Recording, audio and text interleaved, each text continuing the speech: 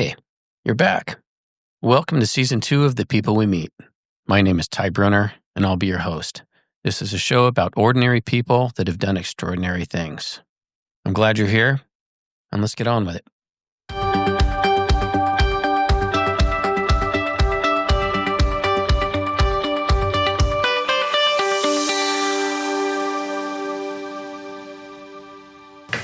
Hello, and welcome to another episode of The People We Meet.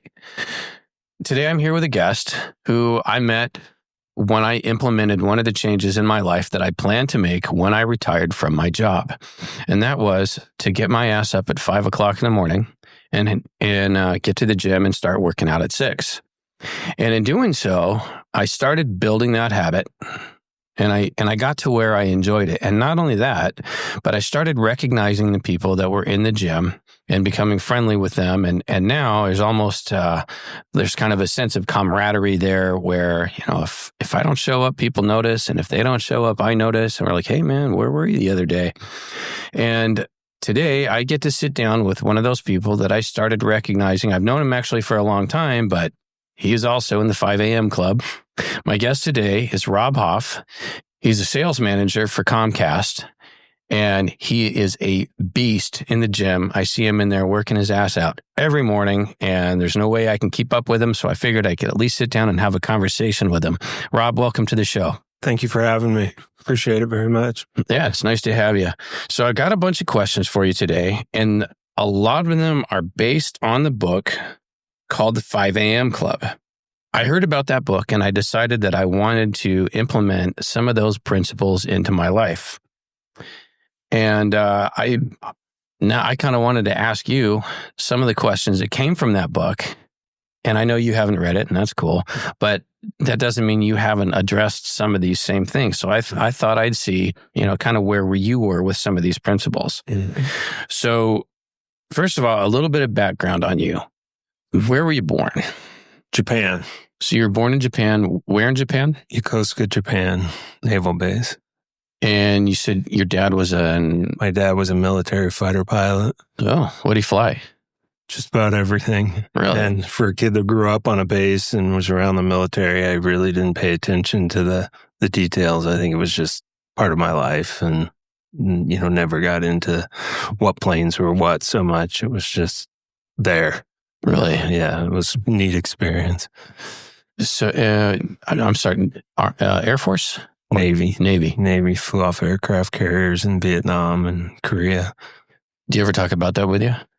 Yeah, it's a lot of people ask and a lot of conversations. People want to know, you know, it was a neat life for him and he really enjoyed it. So it's kind of fun to talk about it sometimes. So was he gone a lot? No, because he had me late in life. So his career then had been more permanent stays. So he was home pretty much all the time. So you didn't have to because I was a military brat too. We moved around all over the place. We came back from Japan after Vietnam and moved to Washington, D.C., where he became, you know, captain and ran the Sidewinder operation, the missiles. And then after a stay in Washington, D.C., we moved out west to a base called China Lake, where he was able to fly and test the missiles and help design them at the same time. Yeah, I'm familiar with China Lake. The Cobra helicopters out there. Yeah, so it was a great place to grow up, warm, and a lot of Little League and Pop Warner and things like that. So are you pretty tight? Yeah, very tight. My dad's a quiet individual, though, and even today it's hard to get a word out of. So good family life? Yeah, divorce, but I stayed with my dad and we lived in the base quarters and a nice place, and he had command of the base, so there was a lot of privileges that went with that. So you're the best commander's kid. Yes, I was. That's funny because my parents were divorced and I lived with my dad on the base. Yeah. He didn't run the place, but, you know, we do what we can. Yeah. And it sound like you played a lot of sports. Yeah, Dad definitely inserted me and wanted me to be able to do just about everything. Whether I became a pro or not wasn't important to him. He just wanted me to have the skills to be able to pick up whatever, you know, go golf and play softball, play pickup hoops, and, you know, just have the skills to do just about everything. The only thing I can't do is ice skate. That's all right. I can't. So physical training has always been kind of a big part of your life. Yes, and I just had this conversation of all things. Somebody asked me today, how did you get into this routine where it became part of your life? And it was probably watching my dad. Really? Every day he would go to the base gymnasium, and it just, I'd tag along once in a while, but over the years, it just became kind of a permanent stay in my life that if I don't go now, I almost have a bad day. Yeah, well, interestingly enough, that's what I was going to talk to you about today. You're one of the few people I see up crushing it in the gym before sunrise. What's your whole take on the idea behind the 5 a.m. club? Is it hype or not hype? Well, for me, I think it gets it out of the way. Mm-hmm. And if I don't go in the morning, there's a good chance I won't be able to make it. So no matter what the situation, if I have to be somewhere extra early or whatever, I will force myself to be up an extra half hour, 45 minutes, and make sure, I lose a little sleep, but I get there and get it done because the rest of the day will be easier than when I just put myself through. Yeah, I kind of feel the same way because, there's been days that I went there, I got it done, and I came home and I felt like if I didn't get anything done for the rest of the day, at least I did that. Yeah. Have you heard the Navy Admiral who gave the speech about making your bed? Yes. I love that speech. Yeah, it's good. And he says, get up and make your bed. And if the entire rest of the day goes to shit, at least you come home to a made bed. And if you've accomplished, it's not even breakfast and you've already accomplished something. So I kind of like that. Side note. So the book breaks the first hour of the day into move, reflect, and grow. How does that align with your morning routine? I know you said that you go there to get it out of the way. Well, it's probably the only hour and a half or two that I really don't think about anything else. Of all things, go in there and I could sit there on the elliptical and think about what's coming up that day or what happened the day. I don't. For some reason, I just completely kind of check out. And it's really the only time I do that. Otherwise, I'm always thinking about something else or having anxiety about work or... And how long have you been doing that now? The 5 a.m. club? Mm-hmm. Oh, goodness. So a while. Okay. Yeah. And when I first started at Comcast, I was able to move it later in the day, and that kind of became routine. The 9 or 10 o'clock, I was able to slip it in. But as my job got more demanding and more people count on you, it was better for me to get it out of the way and be more available for the folks at work. Now, you also have diabetes. Yes, sir. And how long have you had that? I got it about 2 weeks after my daughter was born, and she's 19, just turned 19. How did you find out you had it? I was on a guy's trip, kind of one of those wild ski weekends with a bunch of fellas, and wasn't feeling really good. Was trying to keep up with the Joneses that weekend and have a good time, and came home. And that week, I had a coworker just like, something doesn't seem right. Mm-hmm. Dropped me off at the ER. And within an hour, they were like, yeah, they didn't know 1, 2, what it was per se, but within a week, we had it all figured out. And so are you type 1? Yes, sir. What was your blood sugar? Was it super high? I'm guessing it was super high. I think at the time in which I went in, it was extremely high. Yeah, I don't know how it could have been because I wasn't probably driving it down at that point in time like I needed to. So I'm guessing that there had to be... How much did you know about diabetes before you found out you had it? My mom has it, or had it, I should say, because she has passed. But so there was an inkling that I may get it, but I never really thought about it, too much until that point. And then I was like, oh boy. And how old were you? Oh, mid-40s or something like that, I think. Okay. So how hard was it to begin managing that? Like, what was the learning curve like for you? Personally, I don't think the learning curve was that high for me. I just kind of embraced it and kind of led my normal life and just learned how to offset it with the insulin and exercise. And I think really to this day, there's a lot of people that don't even know. I never would have known unless you told me. But yeah. And I looked at it. I'm glad I didn't get it when I was in college having a blast, through my 30s, running around with all my buddies. I didn't look at it as a bad thing per se. It just is what it is. It happened, and I just got to do the best I can. And I try to win, 80, 90% of the time with it. And sometimes you have good days and bad days. How has waking up early impacted your energy and your blood sugar and your cravings and all that? Well, as far as energy, maybe I'm going through that midlife where a lot of people seem tired and guys are thinking about doing testosterone and all this stuff. No, I haven't gone down that road, but it does wear me out. Definitely. I'm gassed, and maybe if I didn't spend so much time on the elliptical or cardio, that maybe I'd have more energy later in the day, but it's worth it because it really helps balance me out.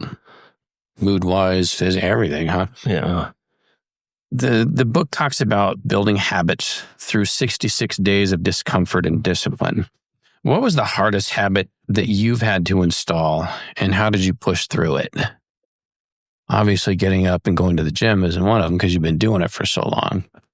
I like to think of myself as kind of a simpleton, and my friends have said you're on the railroad tracks. You don't venture out too much from where you eat lunch or how you get to work. It's, I kind of stay on the same path. Mm-hmm. So it was probably changing that routine to making sure I am a 5 o'clock person and forcing yourself out of bed. Because as much as I'm like, man, I know I slept enough, I still hate getting up. And I look forward to Friday night so I get a couple extra hours on Saturday, But that was probably one of the hardest things, is to keep forcing myself every day to get up that early.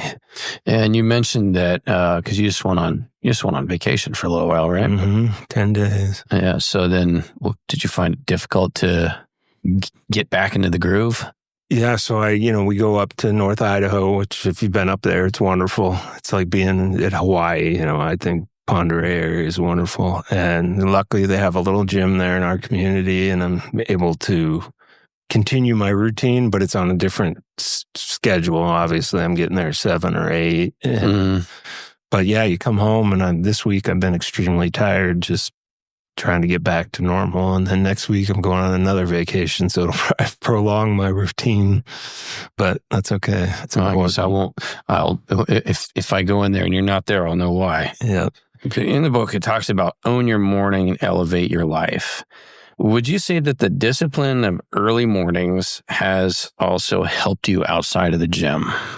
Yeah, I think it definitely has created a discipline, a path. A lot of people will struggle to do that. And I had this conversation today with a coworker. He's like, how did you start this routine? Kind of like you're asking me. And I was like, I just had to force myself because I knew it was probably the most important part of my day. To maximize my day, I had to create that routine. And, I don't have time, an hour to go at lunch. That's just not enough time, right? I'm glad I did fight through it and keep going no matter how bad it hurts or how tired you are. You just fight through it. And that's, I guess, my willpower. I guess I'm pretty strong with that. When I set my mind to something, I usually finish it. I don't do it, or if I'm going to do it, I do it 100%. So does the fight seem less painful the more, because you've stuck with it, you know what that feels like. So has it become less difficult? Oh, yeah. Yeah. It's, now, like everybody said, I'm on the railroad track. It's just part of my day. How has that impacted other parts of your life? Well, the things that are important, like going to work and trying to give back as much time as I can to coworkers, the company, it's really the only way I see to do it, because I don't want to cut any of that out of my day, to just get back to myself. So it's very important. Robin Sharma, the author of the book, emphasizes journaling and reflection. Do you use any kind of mindset or emotional reset as part of your daily discipline? Not really. The only thing I really do every day that I think more people need to do is self-reflect. And when I drive home from work, I seem to talk to myself a lot. The conversations I had, could I have done it better? Did I interact with that person properly, respectfully? And, my friend, like, oh, you do that? I don't, but I do. And it's with my personal friends, work people. I always check myself whether I was saying or doing the appropriate thing. And if I don't, I say, like last night at a dinner, maybe I said something that was not inappropriate, but maybe I didn't listen to what he was saying and responded. So I've been thinking about it all day. Do I need to go check myself with that guy and say, hey, this is really what I meant? So I do that kind of thing out of it, probably a little bit of anxiety or whatever. And I'm glad that you're not the only one that talks to yourself, because I do that too. And my wife makes fun of me about it. She's like, are you talking to yourself again? I'm like, yes, I am. I was thinking about how I'm going to handle this conversation. And sometimes I just got to hear it, baby. Yeah, I talk through a lot of situations ahead of time, how I'm going to handle. Work, you have a lot of different things you got to deal with, especially in leadership, people and personalities. And I don't know that I ever get it right, but I like to think through it and, talk through it with other folks sometimes before I have those conversations. One of my other favorite quotes, first time I ever heard it was in One Night in Hollywood. You seen it? No. A little girl on there. She's like this tiny little girl. She's like 8 years old, and she just talks like an adult. She's like, I always strive for excellence. I seldom succeed, but it's the pursuit that's meaningful. How often, like in having those conversations, how often have you found yourself going, you know what? I kind of messed that up. I need to go fix this. Yes, all the time. Yeah. And I believe in, if you screw up, just own it. Whether it's you do something, you break something or whatever, don't pass it off to somebody else. But if you have that conversation you're not happy with and you maybe approached it wrong, I really try to go rectify that, because it makes me feel better that I think I did the right thing. I've tried to learn maybe not shoot my mouth off as much, be more of a quiet individual. So maybe I don't get in those situations as much. I think there's a lot of people that can take that advice. Yeah. So flip side, how many times have you had those little conversations with yourself and you're like, screw him. I don't care if he's pissed off. I did that right. I still always seem to think of the other person, fall on the sword. Even if I think I did it right, I'll just fall on the sword and make sure it's either done right or take the blame, even if it isn't me. Yeah, I don't know. Well, I don't see blame for shit you didn't do. Yeah, I'm kind of soft that way. But looking at you, I wouldn't know that. You are rather physically imposing. Yeah, and somebody said to me the other day, my brother-in-law, actually, wonderful guy, he said, hey, this other guy thinks you're kind of an ass. And I was like, I had never talked to him, but I was the persona I gave off. Maybe wasn't smiling. Sometimes big and bald makes you look a little intimidating. And I was like, oh man, what did I do wrong? So I thought through that situation on how I maybe looked at the guy or introduced myself or shook his hand, that I may have just screwed up how I was acting. So or maybe he just had a bad experience with somebody who looks just like you. So now when I see him again, and I know I will, I'll react a little bit different, because I probably was, just being quiet or out of sorts a little bit. I think if somebody's going to take that badly, that's probably on them, but that's okay. Let's talk about stress. How do early mornings help you manage the emotional ups and downs of life, especially living with chronic condition like diabetes? And yes, I like to say I don't get stressed, but I know we all do, because there's a lot of pressures, and sending 2 kids, getting ready to send my second kid to college, and we built another house. Those kind of things did kind of they can get to you, because I really like to provide. And sometimes when I feel like things are not where I want them, or, then I get a little maybe wound up and, stressed out. And maybe I shouldn't, but I just do. And, I try not to exude that outwardly if I don't have to, so that, nobody else is interrupted by my feelings or stress. Nobody's interrupted by you. Yeah, and I always say if I have a bad day, there's something really wrong, because I should never have a bad day. I mean, life's pretty darn good. I really have nothing to complain about.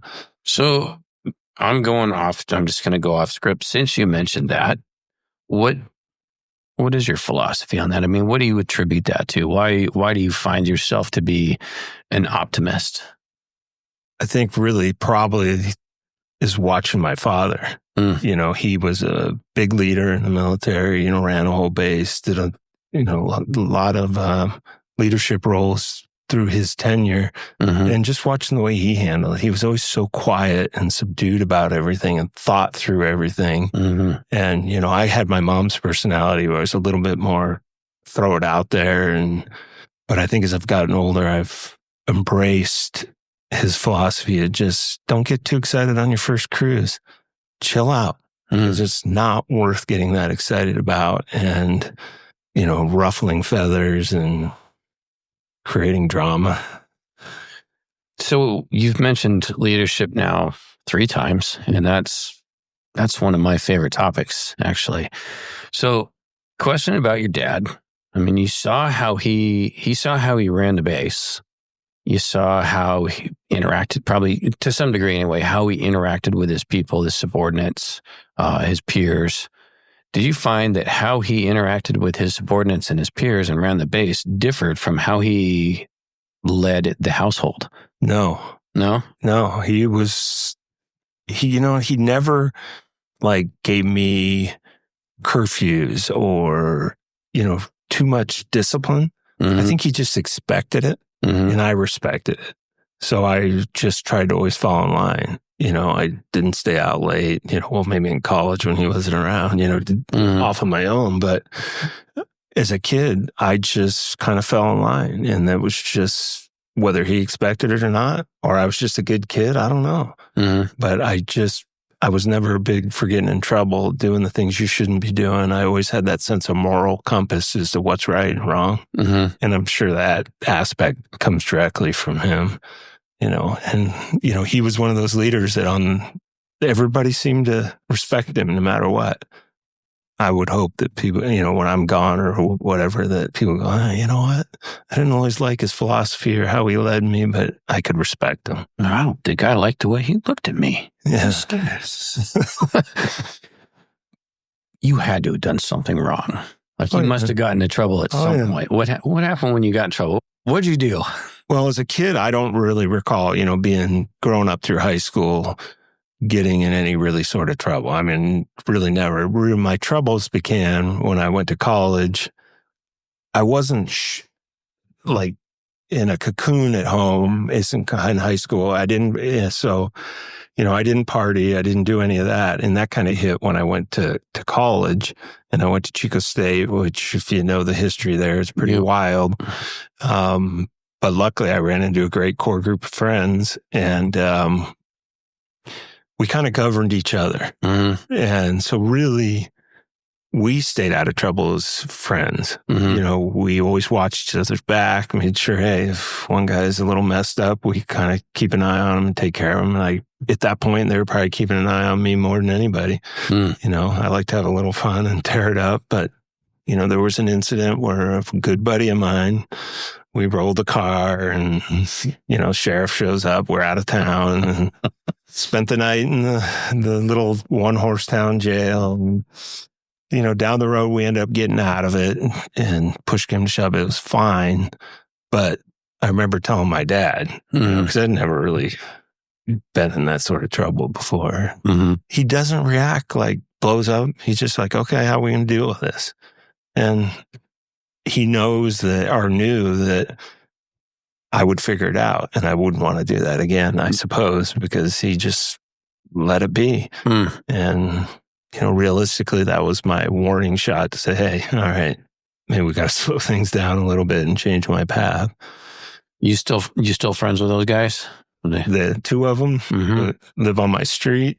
Oh. Have come from California. Oh.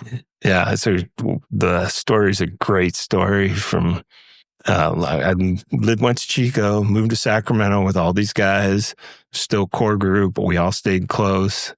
And I came, after our accident, I was telling you about that winter, I came home for Christmas to visit. I was already out of school, kind of bouncing around from job to job. And my dad said, why don't you move up here? Just get out of California. I came up here. Where was your dad at this point? He was up here. So he was out here in 9 Mile Falls. Yeah, and lived on the West Shore out on the lake, Long Lake. And he goes, why don't you come up here? Let's go. You come up here, get a job, start fresh. And I was like, deal. Goes down the street. There's a house for rent right on the lake. First house built on the lake, kind of an old beater, you know. And I was like, all right, well, if you can get this house, I'll be here in a month. You know, I'll go pack up. So I flew home, walked out of the airport, jumped in my buddy's truck, and I said, hey, I'm moving to Spokane. And he just looks at me and goes, I'm in. That simple. And a month later, we packed up, put a U-Haul, hooked up the boat, and we arrived up here and moved in that house. And now we each have our separate houses on the same street. His parents live on the street. And then about 5-6 years ago, another one of the fellows, our core 5, I would say, or 6, moved up here. Wow. And he's in between us. So between 8 houses, we have 3 of us. Wow. It's pretty neat. That is pretty cool. Yeah, it's great. So home is actually kind of a nice place to be, isn't it? Oh, West Shore Road is something else. It's awesome. Yeah. We should have done the interview over there. And your dad's right there? His house is next door to mine. When he came up here, he was smart. Bought 3 lots on the lake. Oh my gosh. His house is in the middle. Mine's on one side. And now he's in the cottages facility down here on Hamilton or Nevada, or something like that. Oh, yeah. That was hard, but it's the right thing to do, I think. How's he doing? Physically, he's okay. Yeah, but just he's somebody, he needs an eye on him. You know, he tends to fall down quite a bit. You know, he just needs a little help. But physically, he's pretty good. Yeah. Now you've got how many kids do you have? I have 2. Senior in high school this year and a sophomore at U of A. Okay. And how long have you been married? I think this is 21st year. Yeah. Where'd you meet She's from 9 Mile. I met her on my summer vacations where we always spend our summers up here. My uncle had owned a house out on the same street. So I would come up during the summer in high school. And then when I was in college, I'd spend my summers up here. And we met and were acquaintances and hung out, and push came to shove after I moved up here. You know, we connected. And so you knew each other for a while before. Yeah. You weren't like, oh, that's the one right there. No, I didn't know at first. She convinced me. So there was another little tangent there. The 5 a.m. Club promotes reading and personal growth each morning. Are you a reader or a podcast guy? And is there something that's helped shape your thinking lately, or something that you found very impactful? I don't think I'm much of a thinker, reader. I've never been a good with English or reading. That's just never my thing. I was more of kind of a numbers person, I would say. So I don't really reflect and get deep into things. I feel like I'm almost somewhat shallow with a lot of conversations where I'm like, oh, this is way over my head, you know, and it just doesn't interest me. And reading is tough, but of all things, almost 3 years ago, I got into doing the audiobook thing, and that went crazy. Yeah. I couldn't get enough of it. I mean, I was learning stories. I like documentaries and things where I could get some history. And then that led into all CIA books. And it just, I had to take a break because I was going nuts with it. What was the one? What do you think? What's the one that influenced you the most? Is there what's the one that you look back to and be like, I got to go listen to that again? You know, you might think it's stupid, but a couple of the ones I really, really like are the Green Lights from like Matthew McConaughey. You know, I don't like him or whatever, but his book was fascinating to listen to. And that was in the Phil Knight documentary book or autobiography on how he got his start. Those are the ones that kind of pitched me into it. I was like, wow, what interesting stories. So I just, you know, got into kind of wanting more. Yeah. And, you know, there's some great ones. I can't spit out the guy's name, but there's one on Spokane, the Big Burn, the Dust Bowl, things like that. Yeah. Where I really got entrapped and I could learn history in kind of a story format. So, yeah. I kind of enjoy those too. Only it doesn't seem like anymore I have a long enough commute to to digest, to get it, to get very much at one sitting. And I don't know, maybe I just can't multitask, but I thought, I'm going to listen to music, or I'm going to listen to an audiobook while I'm mowing the lawn or something like that. And I can't, I can listen to music fine, but I just can't absorb a book while I'm like working on shit. It just doesn't. It's in the car for me, is pretty much it. I found myself dragging my phone out to the patio a couple times and just listening, but it's pretty much those short stints. And I'd find myself pulling into work and sitting there for an extra 5 minutes because I couldn't get enough. And I'm like, I don't want to shut this off. And I would, and it was the point where I couldn't wait to get back in my car because I wanted to listen to what was coming next. Yeah. And like I said, I'm not a reader, so it was a substitute for me. I think I wish I'd done it earlier in life, or even a school book I could listen to. I'm probably like a lot of people, you have to read it 10 times to really get it to soak in. But when somebody tells me, I remember it. That's interesting though, because how different people learn different ways. Like I learn really well from reading. I learn fairly well from listening. And, it sounds like you're a listener. Yeah. And I wish I had known, or, when I'm 55 years old. So when we were in elementary school, they probably didn't diagnose how kids really learn too well. And if somebody said, hey, we can let you listen to this book that I would have probably been an A student, but instead I just fought it because I didn't want to read it.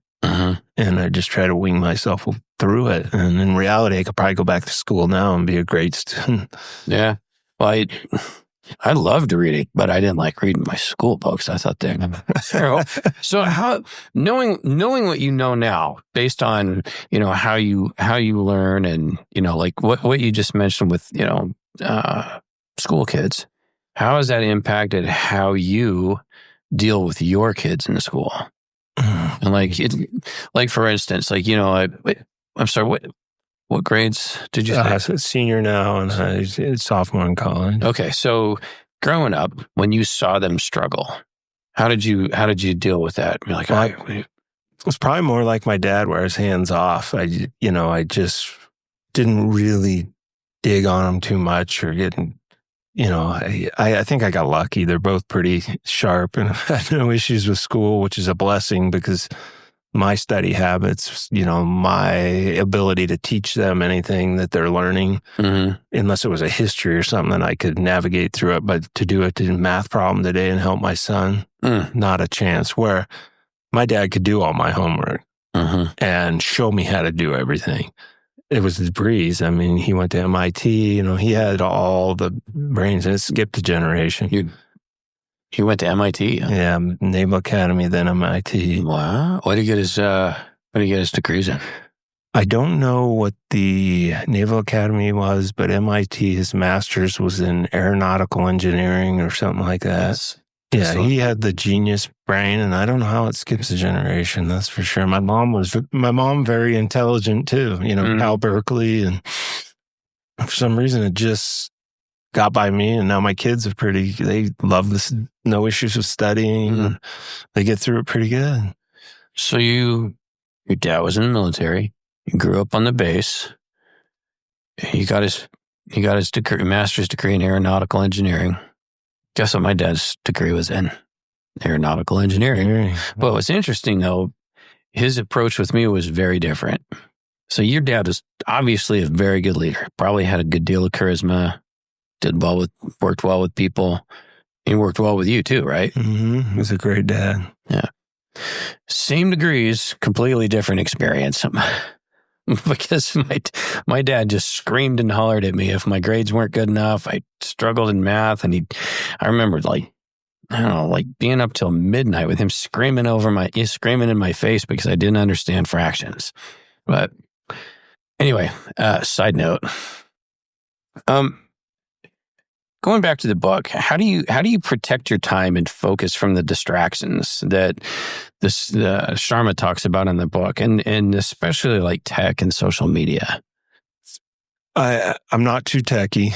When I have a problem, I call my buddy Jay down the street and say, I can't get my TV to work. And maybe it's a bailout because one, I can calm him down. We get to hang out for a few minutes, but he's like, bro, you work for Comcast, man. I know I should be much more, but I can navigate through the basics.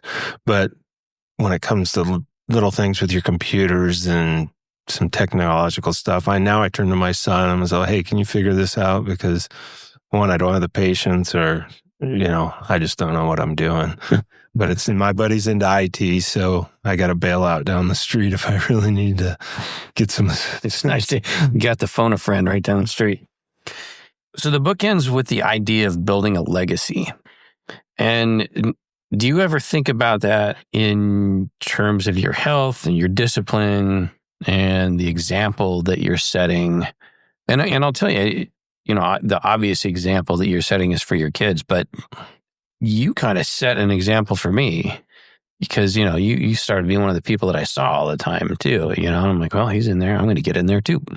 Well, I don't believe I have am worried about the legacy on what I leave behind per se, and I don't even think I have much of an ego, to be honest. I just, I am who I am, and I try to be a kind person every day. And I think it would be just have, my kids go, hey, I learned some good lessons. And you see it in my son per se more, where I see him following and doing the right thing. Mm-hmm. So I know I'm probably guiding him in the right direction, the way he interacts with people and the responses I get from them. That's gratifying for people to go, oh my God, your son is doing it right. He's polite. He's engaging.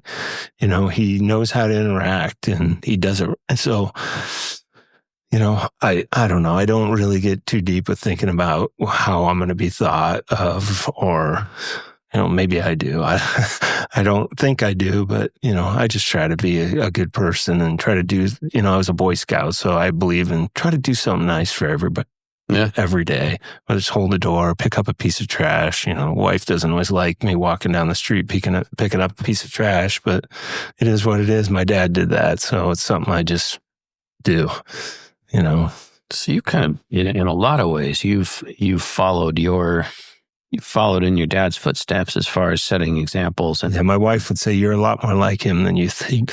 Mm-hmm. Yeah, and try to just do right every day.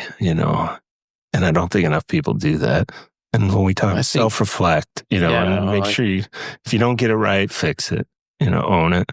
I think there's an awful lot of people out there that are just too self-absorbed to be worrying about what's right. It's about what they want right now. And yeah, I try to teach my kids that you're going to come across so many different people. Mm-hmm.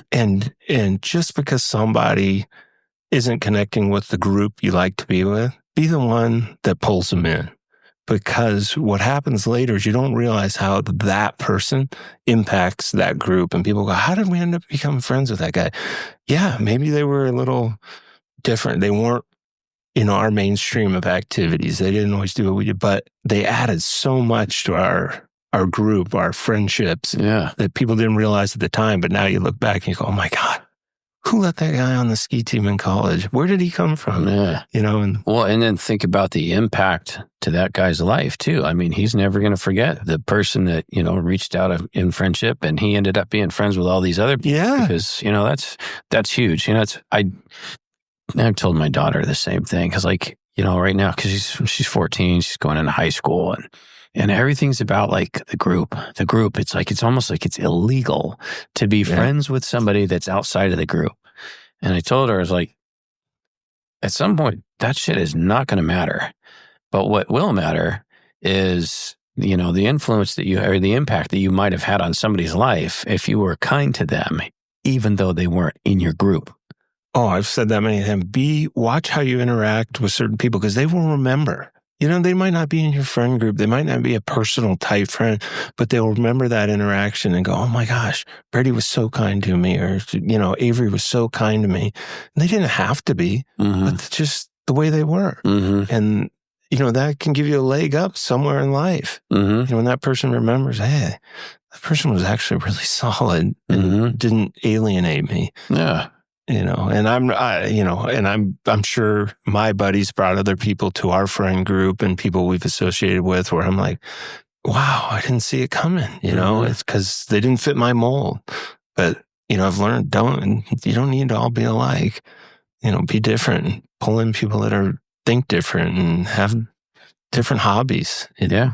So, well, I mean, for me personally, I will. There's a couple of people I'm never going to forget. And one of them is my buddy Jeff. That he was like the first person in my life that truly stood behind me and said, "Hey, man, I believe in you. Let's go do this." And I honestly feel like that dude changed the course of my life. And yeah, just well, I know as an only child, as you said, military brat, kind of just say. But when I started developing growing up, really, I was a late bloomer. I mean, I was tiny in high school. I probably shouldn't have been on the football team, but I was. Luckily I got to have some good experiences. And but when I got to college and met this group of guys, it was like a brotherhood that I had never had. So, that right there, I fed off those people. I didn't really always come home to see my dad. He didn't really care. He wanted to see me, but he wanted me to go explore. Yeah. So these are the people I'd go spend spring breaks with, go to their parents' house. I was always with somebody else. And that's what I kind of tell my kids. I go, you don't have to come home for break. Go experience something. Get to know somebody else. Go to their homes. Go wherever they are. Yeah, don't roll any cars, but go. But yeah, that was my brother and sister type situation where I glommed onto these other people. Maybe I needed it. They gave me a lot that I never had. And it's interesting. Like if you have that group, they don't all fit the same. They don't all fit the same mold. No. It's like everybody brings something different to the table. Oh, we talk about it often, how we know everybody's tendencies, and it's amazing. My little group of Marine Corps buddies, it's interesting to look at like all the different personalities, in that group. I mean, you got one guy who's like just it's freaking brilliant. I mean, he's designed components that were put into service aboard on the F-35 strike fighter. You got a technical writer. You got a guy who like runs his whole ambulance, builds ambulances and sells them, and teachers and bridge builders, and just an amazing group of guys. And they all bring different shit to the table. Like, some guys like very organized, and some are like just super,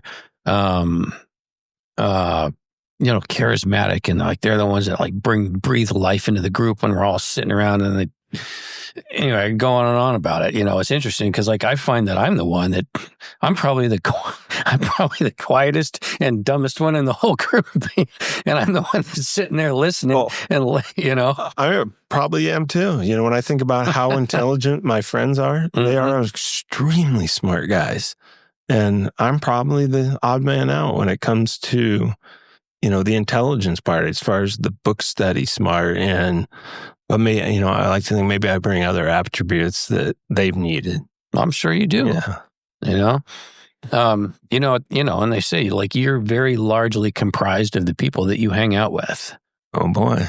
And if that's the case, I just take a look around. Who are your peeps? Well, this conversation came up this week, and we hung out with a completely separate group of people. It's almost like a different group of friends. Yeah, we've intermingled these groups a couple times, and they all get along great. But it's so funny to see the conversations we have with one group versus the conversations we have with I'm sure. They are bipolar. They're completely different. I mean, the one group will get downright dirty, and it's fun. I can engage in that, but yet then I like the quieter type conversation that comes out of the other group that's a little more subdued and maybe more professional. It's like what Rocky says. It's like you hang out with smart people, you get smart friends. You hang out with yo-yo people, you get yo-yo friends. Simple mathematics. Oh boy. If someone was, and I think I already know what you're going to say, but if someone listening wants to start waking up at 5 a.m. tomorrow, What's the most real piece of advice you give them to make it stick? Well, I think it's an interpersonal thing. And I told the gentleman today, I said, if you don't have it, you don't have it, But, you start to say 60-something days to create a new hobby or habit. But you just got a willpower. You have to force yourself. If you know you need to do it and you don't have time to do it anywhere else, you have to just do it. And over time, it sucks getting up at 4:30, but you'll get used to it. And I look forward to Friday nights because I know Saturday I can grab a couple more hours of sleep. Yeah. And I look forward to other things like that. And I know it makes me better. Mm-hmm. So, I'm going to do it. And really part of me thinks maybe if I had been more mature, I wasn't years behind, with puberty and all that other stuff, that I might have made a good military officer but at that point in time, I was so undeveloped and my mind wasn't right as a kid that I probably wouldn't have survived if my dad said, you got to go to the military. Are you kidding me? Plus my studies wouldn't have got me there. But so this is all before you transmogrified into the 6'4" beast that I see. Yeah, that started in college where I was heavily into water skiing. It was the best thing in the world. And that's really the only reason I was at Chico State. I wanted to water ski every day. And so a friend of mine said, we need to work out in the winters. And, the winters in California, they're short, but the water still gets a little cold. And we'd start going to the gym. And he really kind of got me in the habit at that point of, hey, look at what you're doing to yourself. Look at the muscles you're putting on. Look at how you're developing. And then my body started to grow. I was 4, 5, 6 years later than probably anybody else. And I saw that development a little bit later. And I kind of started to feed off it. I was like, oh, man, I like this. And it was good for me. Yeah. So, and then we moved, from Chico, and I just kept it up in the garage. Me and the boys would work out in the garage. And then we moved up here, we worked out in the garage and finally got a North Park subscription. Let's just put it this way. When I graduated in high school, I basically grew a foot and 100 pounds. When I came back to my 10-year reunion or whatever it was, people didn't even know who I was. I got accused of, I'm sure the rumors were behind my back. Oh, you got to take steroids. You're never going to grow that much. Gain that much. I'm not that guy. I'm not a big druggie. I like to party and had the alcohol and all that. But enhancement drugs were never my thing. And I just stayed dedicated. And there's little things. I still believe you go to the gym, if you want to change your body physique, you can do it in a hurry, just with pull-ups. Something simple, which is hard for people. Yeah, it is. So, through the injuries I've had and surgeries, the dips, the pull-ups, the push-ups, those are easy things to do to kind of get back in your routine. And I just keep doing them. And I think those are more beneficial than lifting a weight. It's funny because that pull-up assist thing that you could, you put. Yeah. Hey, don't laugh. That thing. I use that because I was really struggling with pull-ups and I started using that thing. I do pull-ups and dips with it. And I was like, all of a sudden I was like, holy shit, that's gone up. I've gone up a lot. Well, I'm 250 pounds and I've probably been this weight since I finished my growth spurt. It's just, I can lose weight, lean down. I still stay 250 pounds. And the supplements, like I said, were never a thing till just recently. I was like, well, wasn't creatine going to hurt? Yeah. I did it once early on and I kind of thought of it as, this is bad. It's really not a bad thing, I don't think, by any means. But recently I was like, well, I want to try to lean down. I want to see if I can make some changes, maybe drop some weight. So I started doing that a little bit. And I think it helps. The creatine. Yeah. Well, you know what? How old are you? 55. Oh, yeah. Hey, so am I. They say that there's a few supplements that every guy over 50 needs to take. Well, I think at the stage I took it in my early 30s, I gained 10 pounds. I felt heavy. I guess it could have been water weight and I didn't like it. So I never touched it till just the past probably year. And I stopped during vacation and kind of forgot about it. I'm like, I got to hit that again. I think it made me feel tighter. Made me feel a little better. So tomorrow morning, I'm back on it. Yeah. Well, and I think, because I guess as we get older, we start losing muscle mass, and it's almost like, I think the thing that I notice is in recovery time, because I can go in there and work out as hard as I want. and not be crippled for the next couple of days. And I think that was the thing that I noticed the most. And well, you might be right on it, because I'm able to recover pretty quick. And, by Thursday or Friday, I'm pretty wore down. Mm-hmm. I don't know how you feel if you've been in there for a couple hours, Monday, Tuesday, Wednesday. By Thursday, I'm like, oh, this is getting hard. Yeah, I think I try to get 3 in, and like, I'm not in there for, I'm in there for, I make sure that I'm a solid hour, and I'm not bullshitting around. I mean, I listen to my music. A lot of people in there are listening to music, and I don't. Mm-hmm. I'm not a music, but I like it in the boat, and I like listening to it in the car. But I like to hear what people are saying. Not that I want to have a long conversation, but I like to be able to talk to somebody if they want to engage or, get to know you or whatever. And a lot of times, the guy's got to shut their speakers off. And, ears are open. Yeah, because I think, like when we chat, I haven't done it yet because I usually see you like first thing. I put the music in because like, okay, I want to focus now so I can get through this so I can get the fuck out of here. And that's kind of, I guess maybe I become a little antisocial and then until it's time to go. But I think I stay a little more focused when I'm listening to music and I see so many people and they're like, holding up the machine? Well, holding up the machines and like, I saw them half an hour ago and they were standing in the same spot bullshitting. Oh, and it's funny you say that because a lot of those guys in there, even gals, you get to know them over time. True. And, now I can joke, hey, Rob, you getting your jazzercise in? You can sit there having this conversation for quite a while. And you can tease with them and, oh, yeah, you're right, I get talking. I want to get in there and get it done. Yep. And I don't mind having the conversation, getting it done. I've made some great relationships out of there. I mean, just salt of the earth folks and that I wouldn't trade their friendship for anything. And it's probably because I had my ears open. I was willing to engage with them and talk to them. And, that's why I don't, I guess. But, well, I guess maybe that's on me then. Maybe I should open my ears up a little bit. Everybody's different. You can motivate yourself and that's what drives you. And then you do it your way. But I'm not in there to socialize per se and have those long conversations. Or almost when you get out of routine, you have one. You're like, oh, crap, I'm getting behind. Right. Yeah, and that's kind of where I feel like my time's limited because I try to punch out at 7 so I can get home and have breakfast with my wife before she goes to work. Yeah. But hey, man, I mean, part of the reason that we're sitting here now is because, I guess you kept your ears open and we got a chance to talk a little bit and you let me invade your space enough to say, hey, man, you want to come on my show? Well, I apologize to you for taking so long. I guess there was a sense of anxiety, and I use that term just of maybe fear where I'm like, oh, God, this is something new. Someone's asking me to get off my railroad tracks and do something different.